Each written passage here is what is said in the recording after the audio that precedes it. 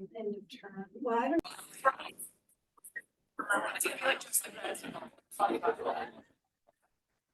You're officially on the record.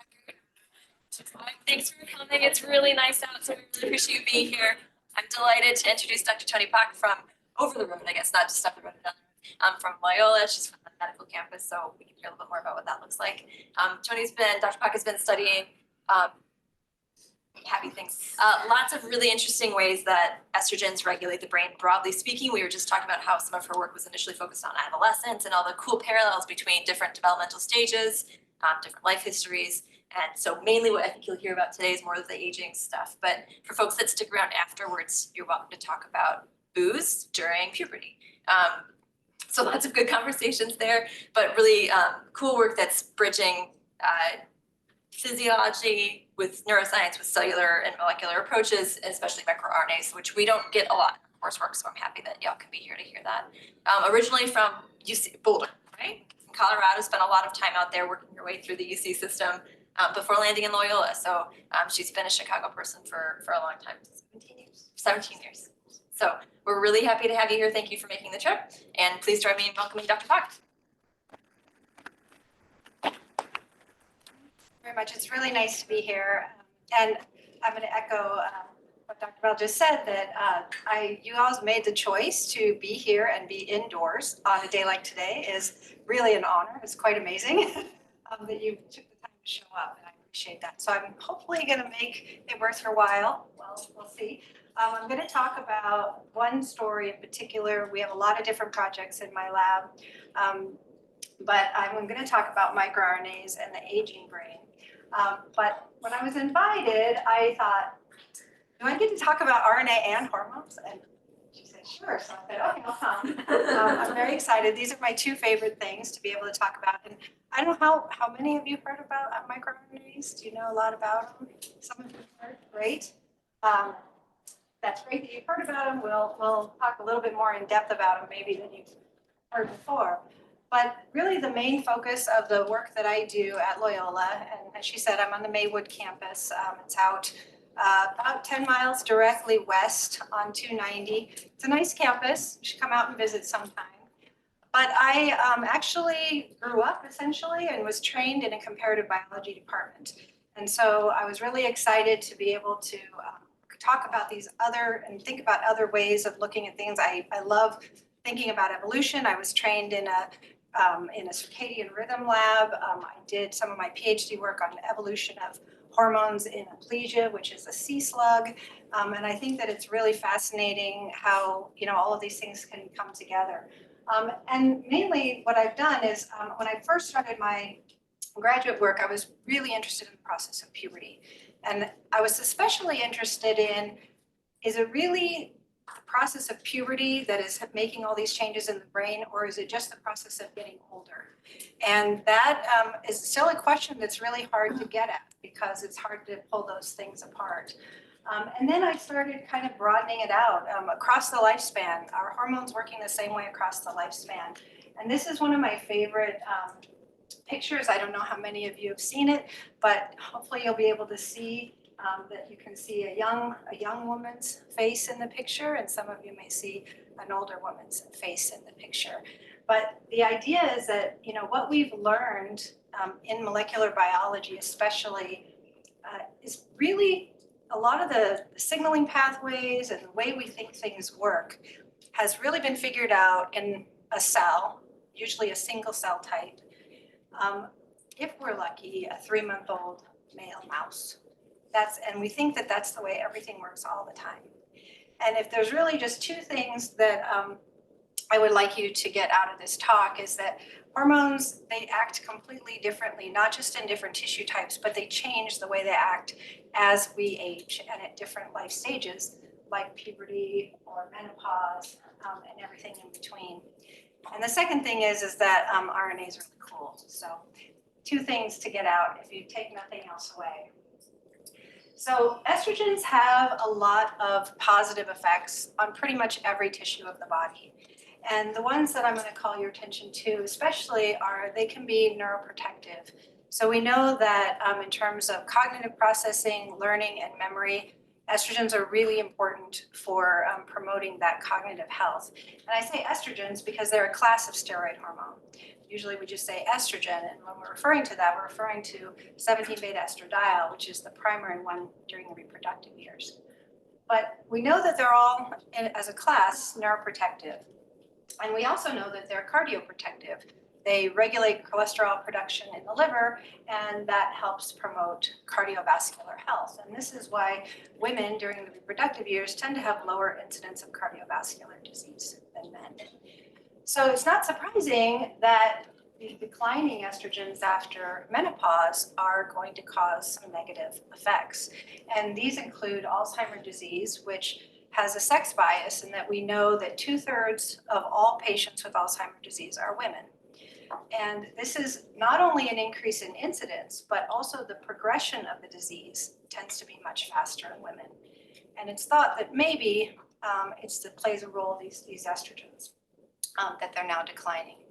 And not just Alzheimer's disease, but any age-related dementia is higher in women than it is in men. And in terms of cardiovascular disease, that becomes about equal after menopause between men and women, but stroke increases a lot in women after menopause. And the symptoms of these diseases are very different in older women compared to older men, and how they're treated is essentially the same. And we have been talking for many years about, should we have different treatment strategies? Should we have different diagnostic criteria for this?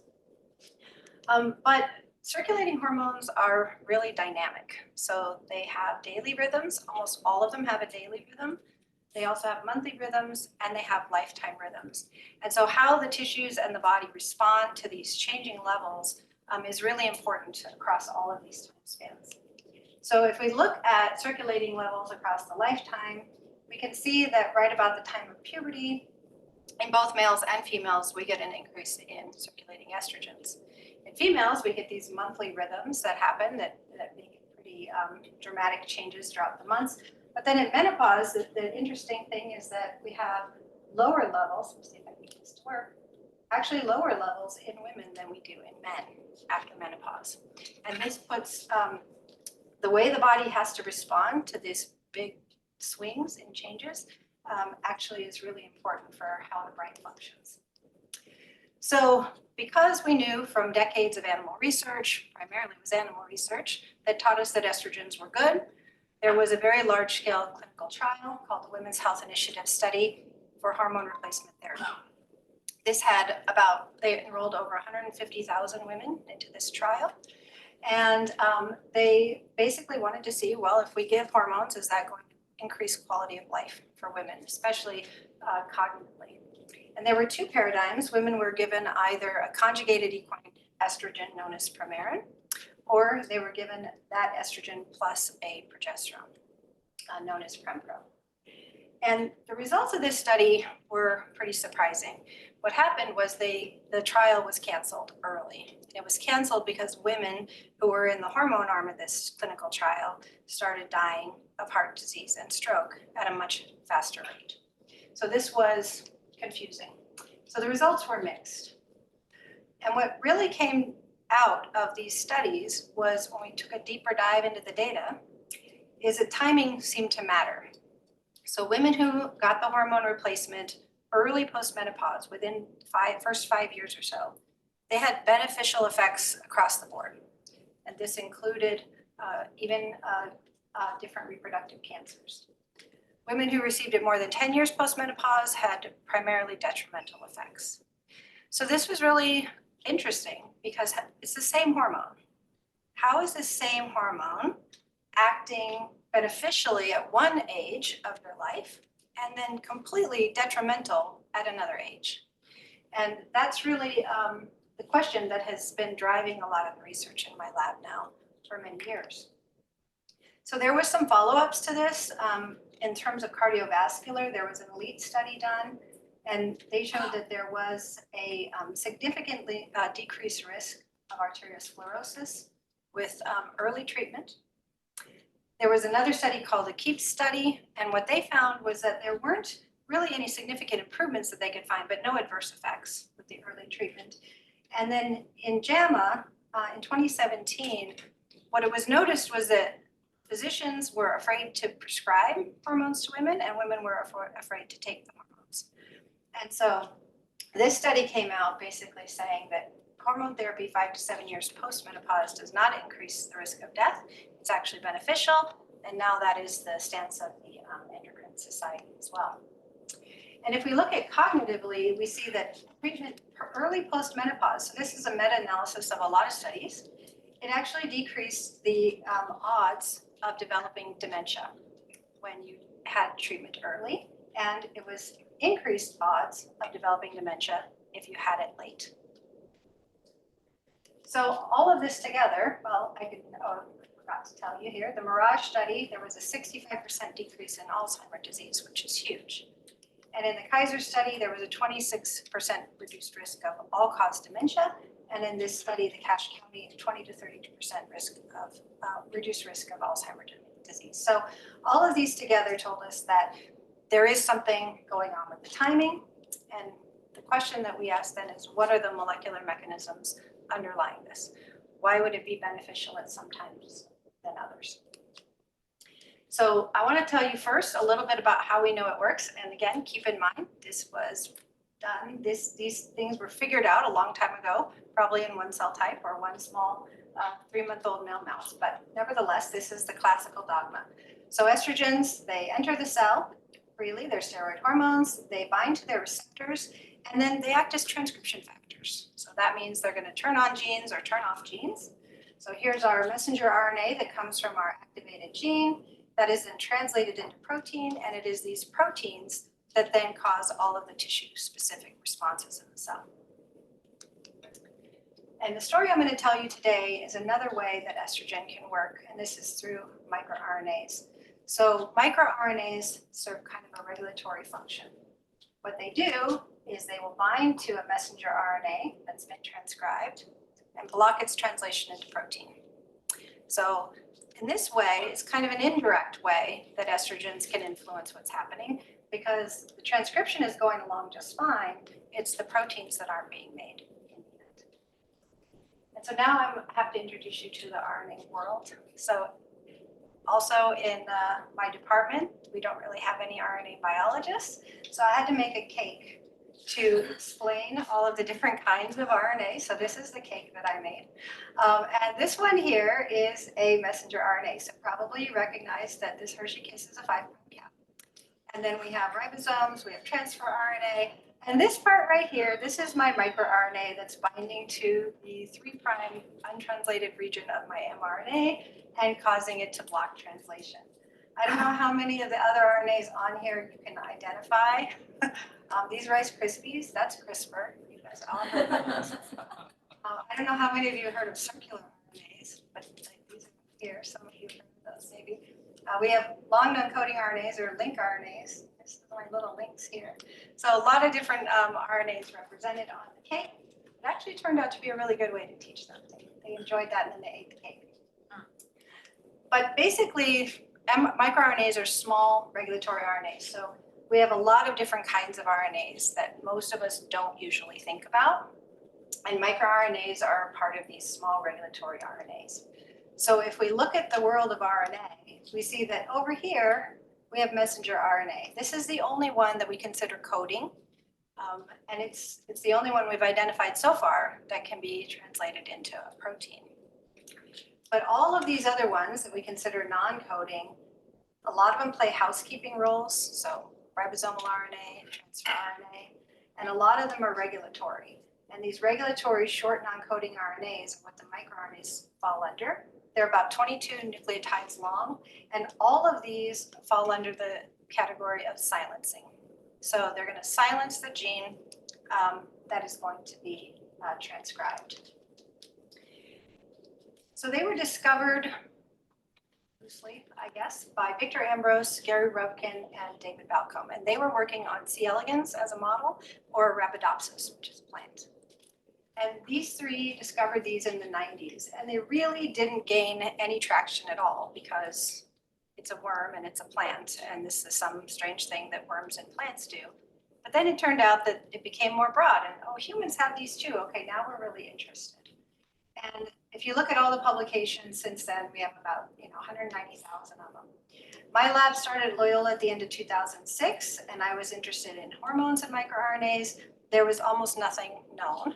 And so we've been working on this since then, and we didn't know anything, and there was no real literature base to turn to. Now there's about 2,000 of these papers have to do with microRNAs and estrogen, and the brain, we've only got about 80 of them. And I would say that probably a good chunk of these actually came from my lab. So there's still a whole lot we don't know about how this works in the brain. So I'm going to tell you about how they're made, because this is important for the data that I'm going to show you in a little bit. So they are transcribed from the genome just like any other gene. It's usually RNA polymerase 2 or 3 that transcribes it, and we get this primary microRNA. This primary microRNA can be quite long, it can be thousands of bases long, but then it is cleaved inside the nucleus by an RNase 3 enzyme called DROSHA into this precursor microRNA. It's really just this long stem loop structure. It's exported out of the nucleus, and another RNase 3 enzyme named dicer will cleave it into what we call the microRNA duplex. So now we have two strands, and one of these strands is now termed the 5P strand. It used to be called the guide strand. And then the other one is called the passenger strand, or the 3P strand. And the guide strand is the one that gets loaded onto a protein called argonauts. It's the mature microRNA, and it's the one that's going to silence and prevent translation of the mRNA. The other one usually just gets degraded really quickly. So when you hear that, if you read papers and it says that something regulates microRNA expression, they're almost always talking about this form. This is the form that really does all of the work in terms of how we think about it. And they're talking about measuring this mature microRNA, about 22 nucleotides long. And we showed, and a lot of other labs now have shown, that estrogen will regulate mature microRNA levels. In fact, they can form what we call a microRNA signature in different cell types. So we know what the expression should be. And in breast cancer cells, this microRNA signature can be predictive of whether something is an estrogen receptor positive or estrogen receptor negative breast cancer cell. And that's pretty interesting, because then you can determine how to best treat that particular tumor. We know that estrogens and the receptors are transcription factors, so it stands to reason that they can also regulate these primary microRNAs, and probably the mature would then result from the regulation up here. And indeed, a number of labs have shown that estrogens will regulate primary microRNA synthesis. But then it was also found that they can regulate these other components of the biogenesis pathway, regulating export out of the nucleus. So it seemed that estrogens can regulate these microRNAs at a couple of different levels. And that became a pretty interesting concept as to, well, if it's regulating these mature ones, exactly how is it doing it and where? And I just want to point out that if a microRNA decreases, so we have less of this one, that then means we should have more of its target. And these microRNAs have been shown to target thousands, hundreds, or maybe thousands of different genes. So a single microRNA can regulate a whole lot of different genes in the cell. So we can assume that if it goes down, then the mRNA target, we should see more of it. And reverse, if microRNA goes up, then the mRNA target should go down. So we have this hypothesis in my lab that estrogen might be regulating mature microRNA levels differently in young versus old, and we used female rats for this, based on this timing hypothesis, based on the idea that, okay, what's one way that the same hormone could act differently at different ages? Well, if it's regulating these microRNAs differently, then perhaps that would explain the tissue-specific effects that we're seeing at different ages. So that's sort of the consequence of how this might work. So we used a pretty simple paradigm. We had female Fisher 344 rat that we get from the NIH aging colony. And we can have young ones and old ones. We ovariectomize them to get rid of all of the circulating endogenous estrogens, and then we give it back 1 week later, in this particular paradigm anyway. And then our endpoints here, we're basically measuring mature microRNA expression. Why this is showing up so light colored, but we used a number of different brain regions to measure this. And at this time, this was almost a decade, more than a decade ago now, these data. But we used a microarray to do the work. And there is something called MirBase, and MirBase is a database that you can go to, and it'll tell you all the microRNAs that we know about. At that time, there were 723 that we knew about. And in the brain, we found that most of them were very lowly expressed. So they were likely not that relevant. So we focused everything on these high expression ones, and we decided to delve into these.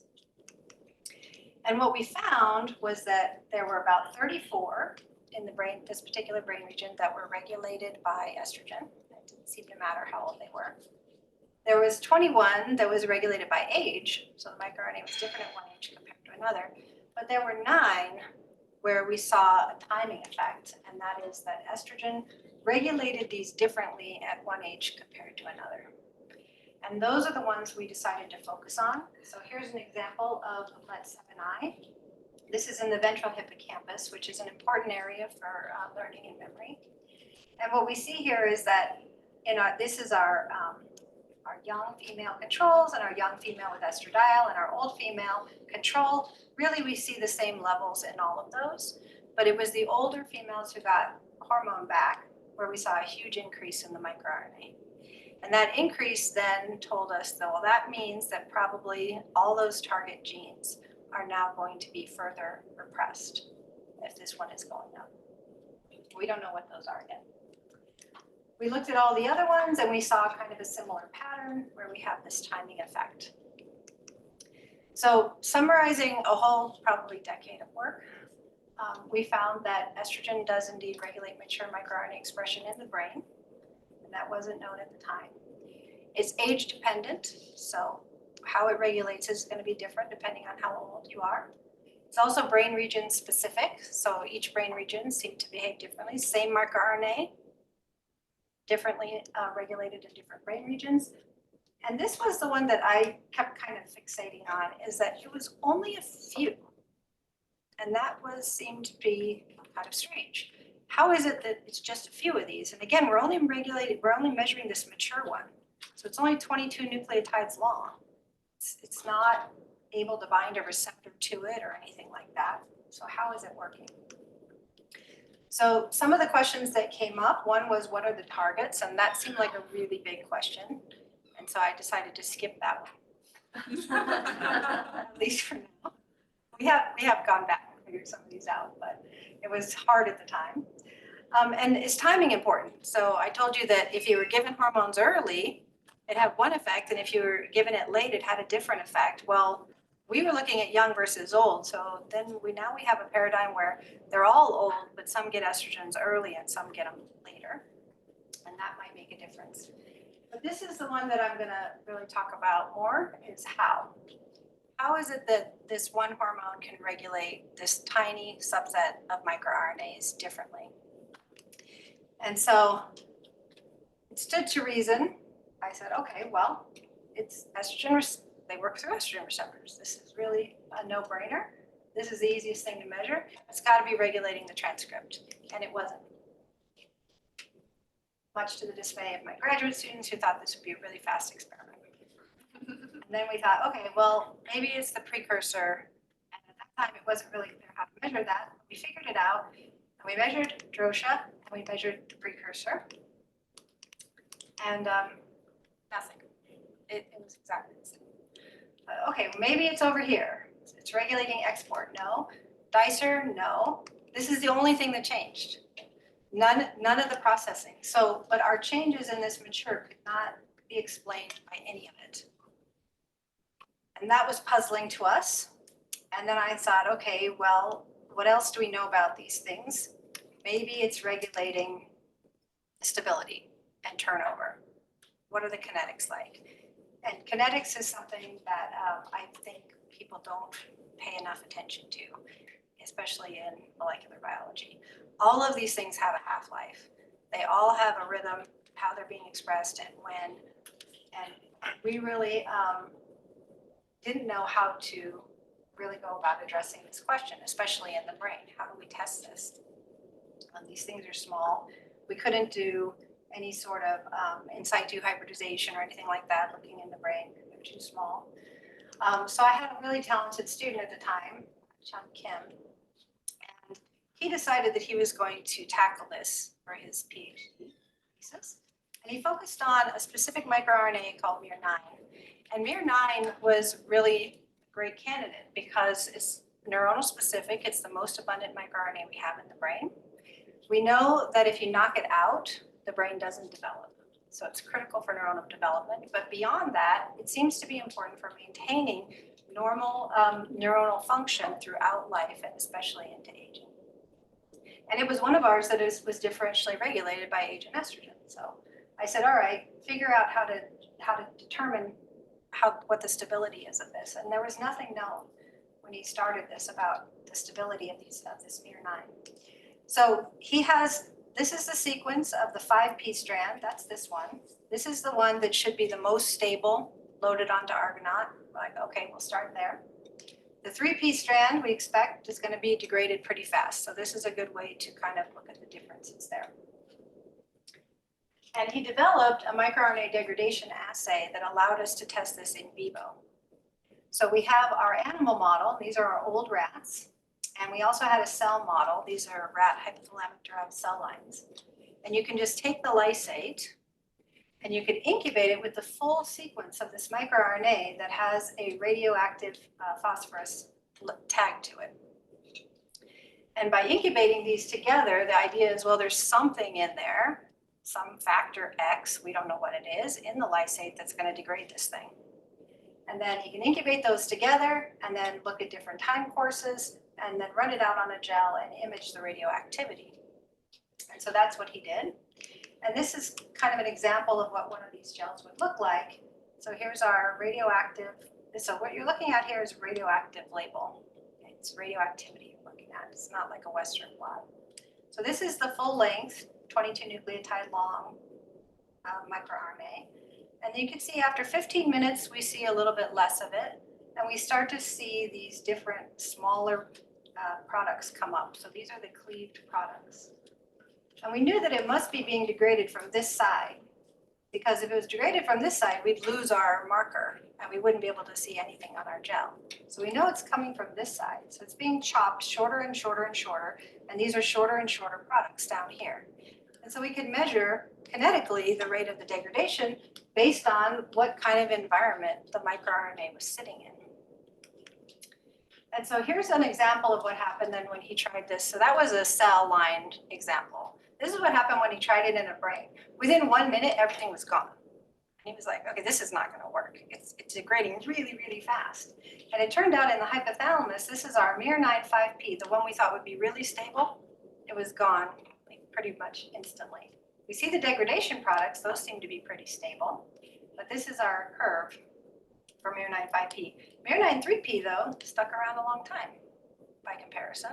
And this is the half-life of it, and this is its kinetics. And we thought, well, that's weird. That shouldn't happen. This is our passenger strand. This is the one that's supposed to go away. But that didn't happen at all. And so this is, again, what we were what we're looking at here is the 5p and the 3p. And one thing that I want to point out is that part of the microRNA, this part right here, second to about 7th or 8th nucleotide, is called the seed. And the seed is the part that allows it to bind to an mRNA target. That's where the hybridization comes from. So these two have very different seed sequences, which means they actually target different genes. So the implication here is that if this one is sticking around longer, that means it has a whole nother set of mRNA targets that we have to figure out what they are. So that was one thing that kind of surprised us about the data. And then he measured all the rest of them that we found were regulated by estrogen and age, and it turned out in the exact same tissue sample, same brain region, they all had a different kinetics. So that told us that it probably isn't the same factor, X, degrading all of them. It's got to be something specific to each of them. And somehow estrogen is regulating them differently by age. So this became a lot more complicated than we thought when we start out. And so this is, again, a lot of years worth of work. He also showed it was different depending on brain region. So I'm just going to show you the quantification.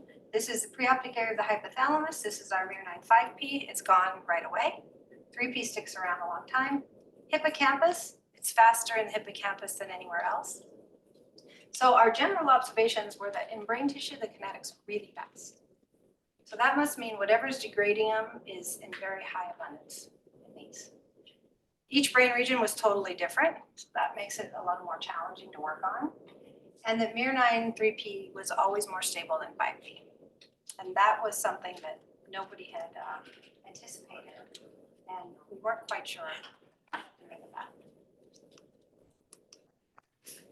So we went back to kind of what we knew was happening. We knew it was being degraded from this end.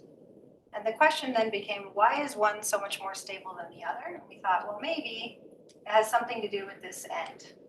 So what Chun did next was he decided to take the 3 nucleotides, the UGA that's on the 5P, and he put it on the 3P. And then he took the AGU that's on the 3P and he put it on the 5P. And the idea was that maybe if he did that, all of a sudden 5P would be really stable and 3P would be really unstable if these matter. And it's actually, he found out that that was indeed true. So you can ignore the isomer. This is an endogenous variant of these. But if we look at, this is our original miR-9 5P. It's degraded really fast and 3P sticks around longer. When the modified version, now we have 5P sticking around longer and 3P sticking around for less time. So that told us there was something about the cis elements of this that was really important. And then we thought, okay, we still don't know what this factor is. Could it be a protein? He first diluted the sample out so that we could see it doesn't actually stay stable ever, and it does if you dilute it out. So the protein or whatever it was in high abundance. He treated with proteinase K, it was totally stable. So now we have a better idea. It's a protein. Definitely a protein that's degrading this. That seemed to make the most obvious sense at the time. And so now he wanted to figure out what that protein was. And to do that, he then took the same sequence and instead of radio labeling it, he put a biotin tag on it. And this turned out to be a really interesting experiment because what you can do is you put that biotin on, it'll biotinylate all the proteins that are interacting with the microRNA. You purify those out and you run it on a mass spec. And we are very lucky at Loyola to have a really nice mass spec facility that's part of our department. We bought actually 4 really nice mass specs. And so this gave us really interesting data. What we found was that this miR-9 5P had 9 unique proteins associated with it, and miR-9 3P had 7 associated with it. And the ones that are in blue are already known RNA binding proteins, not known to bind to microRNAs, but they were known. This one, HNRP-A1, was known to be involved in early microRNA biogenesis, so making of the primary microRNA. We decided to go after this one and we knocked it down. This is now in cells. And what we found was that we got rid of the primary microRNA 9. So that told us that this HNRP-A1 was really important for biogenesis of miR-9. And of course I thought, well, this makes sense. Now we get rid of this, we're not going to have any mature, right? No, we had more mature. I was like, okay, this is interesting. But what that told us was that by knocking out this RNA binding protein, we got rid of this transcript, but that RNA binding protein was likely the reason that we were getting such fast degradation. Because when we knock it out, it will stabilize it. So I want to kind of get back to our original hypothesis because so far I've told you nothing about estrogen. I don't know how many noticed. But we were too busy trying to figure out how these things are degraded in the first place and what's degrading them before we could actually ask. This turned out to be a much more complicated question than we thought. So whenever you think about, oh, we'll just see what the hormone does, well, you have to make sure you know how it works first, and then you can figure out maybe what the hormone does. So we thought, okay, now what's happening with estrogen? The hypothesis was that estrogen was regulating the turnover. And it turned out that that was true. And I'm just showing you, this is just briefly, this is already published work, like a lot of this is, but basically it was regulated by time and estrogen, miR9, 5P and 3P in both cells and in animal models. So what we learned is that microRNA degradation, the kinetics are dependent on the brain region, age, and cell type. And the degradation kinetics were different for every single microRNA we looked at. So I think this is a really good lesson in thinking about how we generalize our science. When you're working with different cell models or animal models or brain regions and you're thinking, this is the way things work, you have to think about, have to consider all of these other factors. What is the age? What is the sex? What is the time of day? All of these things are likely going to play a role in the results you get.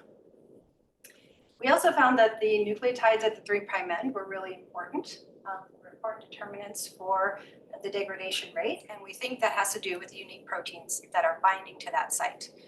Now we've done experiments where we've removed 6 of the nucleotides, we've removed 9, we've swapped them all out. We're doing them one by one to try to figure out which one is the most important and how is it changing the proteins.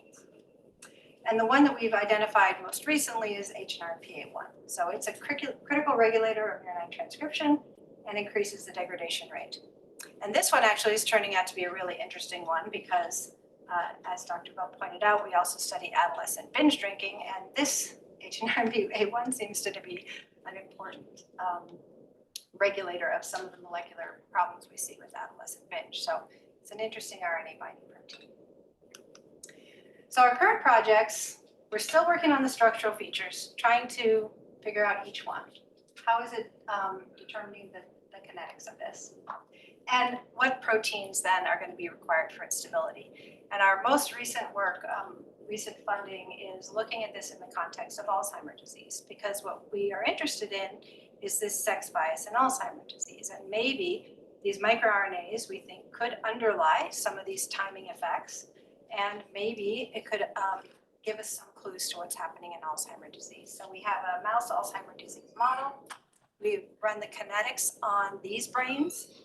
We also have human Alzheimer's brains from deceased patients that were generously donated. And the kinetics of the microRNAs in these contexts are actually really, really interesting. In our mouse model, it seems that the microRNA kinetics are changing long before we ever see any evidence of disease in the brains. And then lastly, we're interested in how estrogen might be changing the subcellular localization. So this is some work that was recently published, but also ongoing, and that is, we know that estrogen will actually change where the microRNA is located. In order to interact with its target, it needs to be in the cytoplasm, but we find that estrogen will shuttle it to the nucleus, it'll shuttle it to a stress granule and a processing body and all different other organelles. And in that case, we don't know what it's doing there, but it's not interacting with its target. So that's another interesting kind of side project going on right now. And with that, I want to thank you all for listening to my story about microRNAs, all the people in my lab, and I especially want to shout out Amanda here. Amanda is a very proud graduate of DePaul. She came and did a master's degree at Loyola, and now she works in my lab while she's waiting to go to medical school, and all of our funding agencies. So thank you all very much.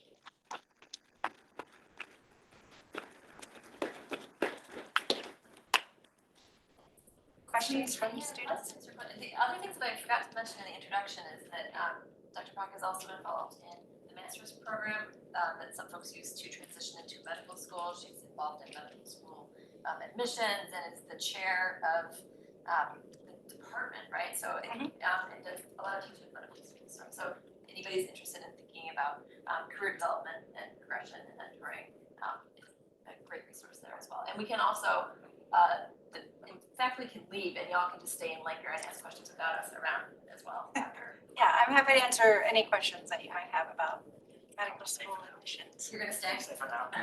Yes, you can stay, Tim. Are you interested in another career? Yes. So I don't just know the fact that you're saying it's age-dependent degradation, species-dependent degradation. And the focus is kind of more proximate that you're working on. Is there anything kind of done comparative-wise, evolutionary-wise, along? Maybe it's beneficial in some ways, not beneficial, anything in that world being done by anyone or not? In terms of estrogen, in terms of microRNAs or In terms of the degradation rate of the degradation rates? And you see stability, yeah. that makes sense in these situations. You see faster degradation, that makes sense in these situations. Yeah. That's a really great question. I wish I had the ability to do more comparative. Right now, the only comparisons we've been able to make is mouse, rat, and human. And in terms of the benefits, that goes into figuring out what all the targets are, and there's just so many of them. We have identified a few of them, and it does seem to be that the degradation rate does definitely impact the rhythm of the circadian rhythm of the gene expression in the cell, which we think so. We think these are really modulatory and kind of fine tuning how the cells are going to respond to different stimuli. I wish I could look at fish and other kinds of organisms because just the fact that circadian rhythm varies across organisms, and if it absolutely tied to that, is that somehow connected? yeah, I don't know the answer to that. I think probably yes, but I don't know. I have no evidence to back it up. But I would bet anything on that it does make it important. These have really been shown to just be modulators of how the cell functions by kind of deciding, oh, do we need more of the protein or less of the protein right now in response to whatever stimuli. And the stuff we're doing with stress granules, we're looking at a lot of different kinds of cellular stressors and how that impacts what the microRNAs are doing. And some of them end up in these stress granules, basically blocking the translation of those genes until the environment is more suitable for them to be transcribed or to be translated, not transcribed. I was just confused. Is the miR9 5P and the miR9 3P, are they from the same duplex? They are the duplex, yes. So they're transcribed from the same gene. So the primary miR9 makes both miR9 5P and 3P. But then the two of them will target different genes. Is that like a common microRNA thing that both strands are regulatory? Not always. There are some where the other strand is just degraded really fast and it doesn't do anything and you never see it. And that was actually the central sort of dogma when they were first described how they were made. It didn't think that the other strand ever did anything. And it was given a little asterisk in the beginning, so it was like mir star. Now some of them, it seems that the 5P strand doesn't do anything at all and it's all of the 3P. So we're having to now kind of reevaluate and reannotate which ones are actually the ones targeting the mRNA. So this one just happens to be unique in that they both seem to do it, but miR9 5P has gone so fast, we don't know that it has much impact compared to 3P.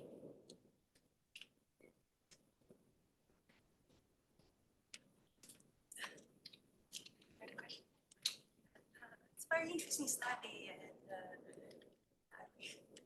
learn even more maybe some other talks too. So my question is that it looks like the finding that 5P get degraded much faster than 3P was done in 18-month-old rats. That was done, yeah, that was done, well, we did it in 18-month-old rats, but also we did it in young and we did it in cells. So we've done it now in a number of different conditions. The one that I showed you first was just the first one we did. But so basically it doesn't depend on the age and anything, so it's just the degradation rate. Yeah. The degradation rate for that one seems to depend mostly, well, if we look at the young, that's a good question. So we were looking at, for the age stuff in that one, we were looking at the levels of the mature, and we assumed that part of the reason that they changed was because of the kinetics. But we didn't look in young animals for degradation rate, but we did look in old and older.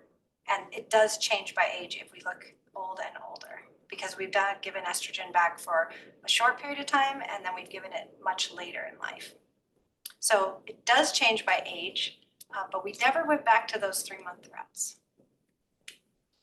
That's interesting. And also the estrogen treatment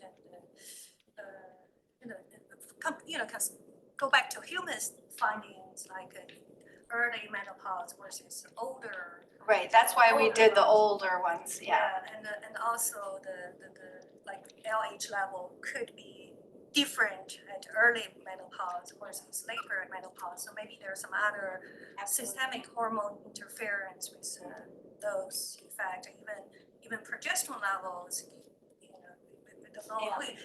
Probably very low by that time all over, but Yeah. LH definitely at early menopause, definitely the level could be pretty high. Yeah, and FSH too. Yeah. Yeah, those are very high. Yeah, certainly there could be different, that could be serving to modulate it. I don't know. I've never, I think there's one lab that I know of at Kent State, I think, that talks about, that has studied something about LH receptors in the brain, but I don't know. I can never figure out how LH gets in there. But it's a big glycoprotein, but yeah, I don't know how that might be impacting it at that time point. And we have done the progesterone studies though, where we've given just progesterone alone to try to look at these things with progesterone, and it seems to be not as regulated by progesterone. And in the rats, it's hard because the progesterone levels actually stay kind of high. So, and I think it's coming maybe from the adrenals because they're overactimized. So I don't know why they would be high.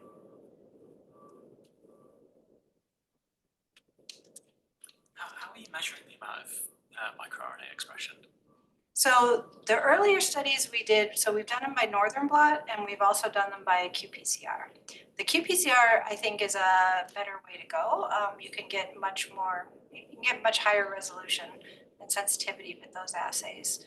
And now they've done a really, when we were first starting, it was really hard to figure out how to measure these, but now they have, special kits that my graduate students insist on buying to be able to like enrich and measure those in particular. But that was a lot of how they were found, is that those used to just be kind of thrown out because it was part of the junk that ended up in the supernatant. So for qPCR, then how are you designing primers for this stuff? Because they're like tiny. They're like tiny, 20. yeah.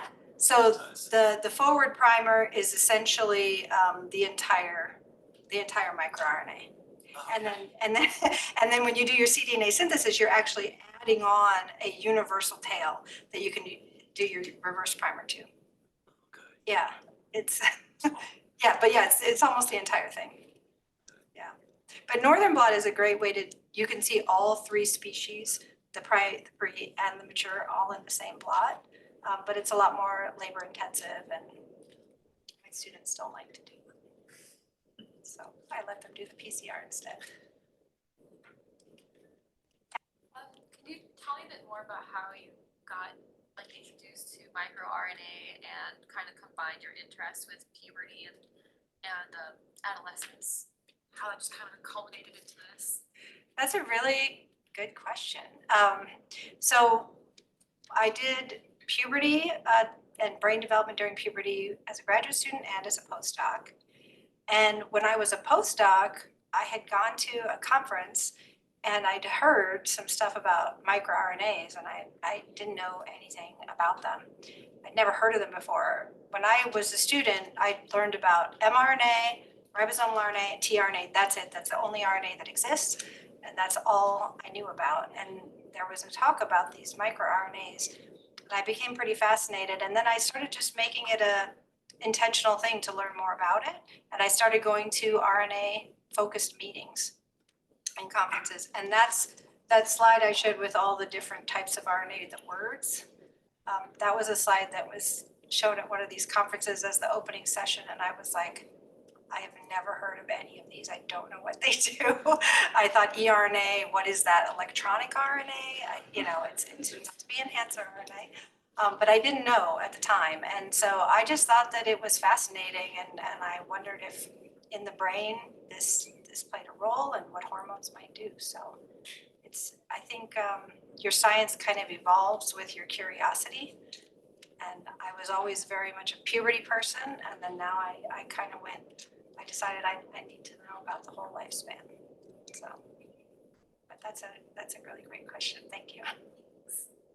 You talked a little bit about your fascination with comparative biology. I want to piggyback off of Dr. Sparks's question. If you could do another study with another model organism other than rats, humans, and mice, what would you choose and why? Wow, you guys ask really hard questions. I would probably, well, I've actually wanted for a long time to get C. elegans model going in my lab. One, it's because their life cycles are really fast. We know all the neurons, so that seems like it'd just be a really easy way to get at mechanism. But I think really probably zebrafish would be the other way that I would go, just because there's so many great tools that we can do with the zebrafish model. I think it's a great model. So I think those would be the two, but I think it's also harder, especially zebrafish. And as you get to some of those other organisms, you know, if you're relying on things like antibodies, you know, you're not going to find them. The great thing about RNA work is it's just radioactivity is all you need. You don't need antibodies. So you may be afraid to kind of work with it, but I always thought of it as well. I have to wear this monitor every time I work with it. I know exactly how much I've been exposed to. A lot of these chemicals in the lab, I have no idea how much I've been exposed to. So I'm almost more comfortable with the radioactivity than the thing. But yeah, that's a really good question. I think those two, C. elegans and zebrafish would be the models that I would work on. Although I have to say, one of my graduate school, when I was in grad school, one of my cohort good friends, she worked on kokanee salmon as a model for Alzheimer's disease. And I think that that's also a great model. They essentially are one of the few models besides humans, few animals that actually get the tau tangles, the plaques, just as part of their normal lifespan. They basically migrate back to their home, they spawn, they breed, then they die, and they all die of like Alzheimer-like phenotype. So. Hi, so you mentioned the question of mRNA targets. Yes. You didn't talk about it, which seems very reasonable. Is that something that you have looked at? Yes. Or is that something that you're waiting on, or just kind of what's up with that? We definitely have looked at it. It gets exponentially complicated because, as I said, each microRNA can target hundreds of different genes. It's different in the plants. There's a 1-to-1 hybridization ratio that they pretty much have one target. In animals, it's a lot of different targets. But not only that, each gene can have a bunch of different microRNAs that target it. So one gene that we've played with a lot is BDNF, which is a brain-derived neurotrophic factor. And this protein has 5 different binding sites for microRNA 495. So we've gone through and we've kind of tried to figure out, do you need all 5? If we mutate some of them, are some of them more important than others? Do they act cooperatively with each other? We need 5 miR 495s to bind, but then they also bind about 10 other microRNAs. So getting at the targets is an incredibly complex thing to look at, but we have definitely started down that path. It's just taking us a long time to one at a time. And BDNF is the main one that we've looked at right now. Thank you. So thanks. Yes. Hi, so I'm sure you've heard of apolipoprotein B Yes. for Alzheimer's disease risk. And Yes. I was curious, so that functions a lot in cholesterol metabolism. Cholesterol and estrogen are structurally similar, correct? Well, estrogens are derived from cholesterol. So Right. yeah, all steroid hormones are. So I'm wondering, do you think that there's a possibility maybe that there's some microRNA effect that is like a genotypic effect, maybe affecting individuals that possess that E4 allele versus, like the E3, E2? Just trying to maybe mesh those things together and just wondering if, That's a really interesting question. So for that risk, it's typically the familial form of Alzheimer's disease that is manifested, right? And those individuals usually develop Alzheimer's disease much younger in life. then, and I don't know that that one actually has much of a sex bias. The form that we know for sure it does is more the spontaneous form, and not related to the ApoE mutation or the allele that's different. But that's, I don't actually know what microRNAs might target that allele and whether or not they are regulated by estrogens. But that's a really, that I'm gonna go and check that right after I leave here. Because Yeah, I that's just a didn't know, really like, could important. microRNAs have like, you know, allele specific effects? Like, Yeah, yeah, they could, right? I mean, yeah, I mean, they're targeting an mRNA, right? So any mRNA that's gonna be transcribed, it could be targeted by the microRNA, so it certainly could. I just, we've pretty much just focused on the spontaneous form of Alzheimer's because that's the predominant one. So I've never really looked into it, but I think that's a really excellent question, so. But yeah, I will look into it, and then I'll let Dr. Bell know what I find. Or maybe you could look into it and let me know, that would be even better. There's always more questions than answers when you do research. I'm gonna take host privilege here and ask the last question, and then we'll let y'all continue to chat about it. I'm gonna ask the last question then. Yeah. After you. Yes, chair privilege. Well, no, it's a fun question. Okay. I'm thinking about what you said about microRNAs being really quickly responsive, really dynamic and response to changing environments. Do you think anything about the dynamism that you're seeing in this model is unique to brain, or is this just a cool model in which to study something? Do you think the concepts and the paradigms that you're seeing might be shared across other tissues? I do think that they are somewhat unique to brain because we know that the kinetics of the microRNAs are much slower in other tissue types. They tend to be pretty long-lived. They can go for 2 to 3 days in other tissue types. So I think a lot of what we're seeing is unique to neurons, and part of it, there's some evidence that it's actually the neuronal activity that can somewhat modulate their kinetics. So I do think it's probably somewhat unique to brain, but we have actually compared neurons and astrocytes, primary neurons to primary astrocytes, and the kinetics are much slower in an astrocyte compared to a neuron. So I do think I think the brain is the best thing. And That's the best. and I do think that some of the things we're seeing is definitely going to be specific to brain and not the other tissues. I apologize before I ask the Final question. question. I apologize for asking this question. It's not offensive, Okay. but were they all told to wear dark shirts? They just happened to catch dark shirt day. Nope, they planned that. They said everybody had to wear black, and I didn't, but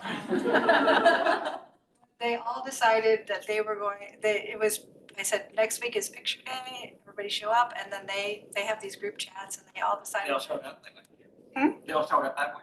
Oh, yeah, they all showed up, and they all, well, except Angel, but she has an excuse, so she's currently finishing her first year of medical school at UIC, but she still comes to the lab in the evenings and does work, which is pretty amazing, but yeah, they all decided that they were gonna wear black that day.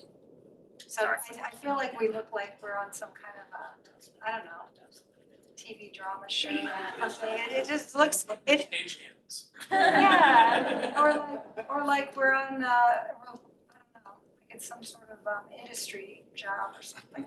Definitely doesn't.